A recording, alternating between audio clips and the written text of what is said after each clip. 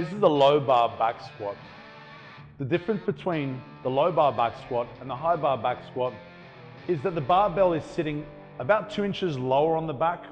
It's resting on the posterior deltoids instead of the upper traps. And what that does is slightly changes the center of gravity and forces the torso to lean forward to be able to balance that barbell on the rear deltoids. What this does is forces the hips into a more flexed position at the bottom of the squat, making it a more hip dominant movement compared to a high bar squat, which is a little bit more upright when you're balancing the barbell on your upper trapezius. Now, how that's going to present from each individual is going to look different. Diana is very gifted with her mobility, so she is mobile enough to get really deep into her squat regardless of the different squat variation or the barbell position on the back. But I'm going to show you the difference that it makes on Diana. Same cues with the grip. Grabbing the barbell as close as her shoulder mobility allows. Coming under the bar, Diana is going to placing the barbell on the muscles of her rear deltoids. Now, a lot of girls complain that they say they don't have rear deltoids because they're quite small, but trust me, they're there, and there is definitely soft tissue for that barbell to sit on. Pulling the elbows back and shoulder blades down, engaging all of the right muscles of her upper back. Come out. Diana takes 3 steps, stands in her comfortable stance. In a low bar squat is very slightly wider than a high bar squat. Looking straight ahead, initiates the movement with the same cues. Externally rotates the femur, spreads the floor, pushes the knees out in the same direction as her toes, opens her hips. 2 more. Same controlled tempo on the way down and drives it up with intent. And that's it.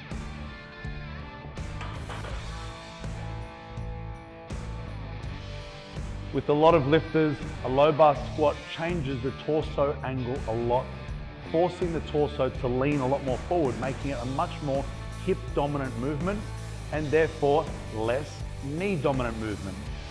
But for Diana, as I said with her mobility, you can't really notice a whole lot of that, but that's definitely something to take note of. Next up, she's earned the right to add weight to the bar. We're going to go up. We've added a little bit of weight. We've got 60 kilograms on the bar. Diana has added the belt. Before she goes in, I want you to pay attention to a few of the little cues. I did mention that her stance was a little bit wider in a low bar squat than it is in a high bar squat.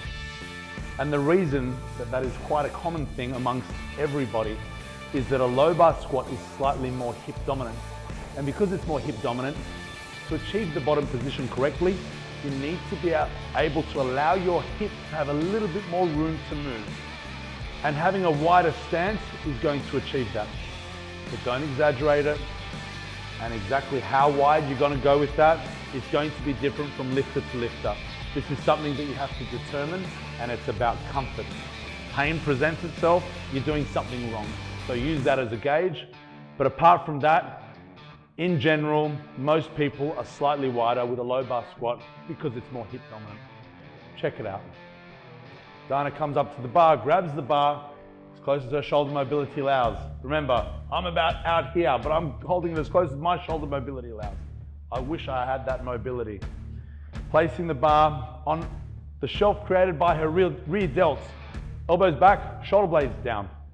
Unracking that weight. 3 steps out. In her comfortable stance, looking straight ahead. Give me 3 reps, Dinny. Controls the weight to the bottom position and drives it up with intent. Big breath, hold the breath. Externally rotates that femur, spreads the floor, open the hips, push the knees out in the same direction as the toes. Squats as deep as her mobility allows.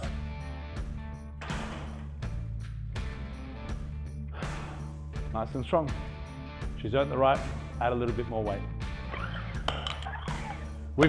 We've got 70 kilograms on the bar, but before we squat this, I'm going to address a little thing about squat depth.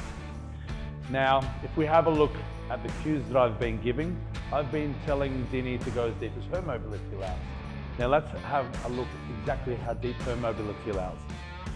we know that Diana is very mobile in the upper body, but also in the lower body. In a squatting competition, such as powerlifting and even strongman, the requirement is that the squatter must have the crease of their hip fall below the top of their knee. Now, if we look at Diana, she's reaching well beyond that requirement, which if she was in a powerlifting competition, absolutely that would pass. But she doesn't even need to go that deep. But she's not training for a powerlifting competition. She's training for strength, muscle development, and health. And my recommendation is always to squat as deep as your mobility allows. Now, some people may not have the mobility to even go that deep, and they may not even stand up so you're not getting tired now, and you may not even be able to achieve powerlifting depth.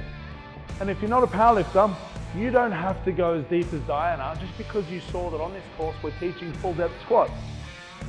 If you're going deeper than what your mobility allows, and what we're looking for is the neutrality of your pelvis position and also your spine. If your pelvis is tucking under and your lower back is rounding, you're going too deep. Don't do that. Under load, you're increasing the risk of lumbar spine injury or disc injury, so don't do that. What we need to consider is if that type of person presents to us and wants to eventually compete in a powerlifting competition or a competition where they're going to be judged on their depth, we need to be able to increase their mobility so they can achieve that requirement of their sport. But apart from that, you don't need to go ass to grass with your squats just because it looks cool on the internet. So now we're going to demonstrate that under load. 70 kilograms on the bar. I know Diana's strong enough to hit this weight and go even more, so what we're going to do is just do 1 rep just to feel the weight. Stimulate, not annihilate. Belt on. Grabbing the bar in her comfortable position. Coming under the bar, placing it on her rear delts. Elbows back, shoulder blades down. That's creating some great tension in her upper back to support that heavy barbell on her spine. Unracking that weight, stepping out with 3 steps. Initiates by externally rotating that femur, switching those glutes on, spreading the floor, knees out, open the hips. Drives it back up to the start position, nice and strong. Great work, nice and easy.